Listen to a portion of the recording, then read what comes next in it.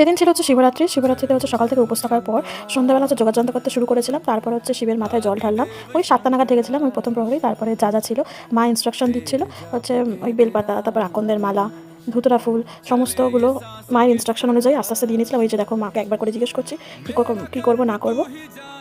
তো তারপরে হচ্ছে গঙ্গা জল দিতে ভুলে গেছিলাম, গঙ্গা জল দিয়ে আরেকবার স্নান করাতে হতো, তো গঙ্গা জল দিয়ে নিলাম। তারপর হচ্ছে ফুল টুল দিয়ে খুব ভালো করে সাজিয়ে নিলাম। এই হচ্ছে আমি ধুতরা ফুল দিচ্ছিলাম। তারপরে হচ্ছে যে ফলগুলো ঠাকুরের মাথায় ছোঁয়াতে হয় সেগুলো হচ্ছে প্রিপেয়ার করছিলাম ঠাকুরের মাথায় ছোঁয়াবো বলে। একটা একটা করে ফুল দিয়ে সাজাচ্ছিলাম। দেখো প্রথমে বেল আমি দিয়েছিলাম হচ্ছে বেল, কলা আর শাকালু।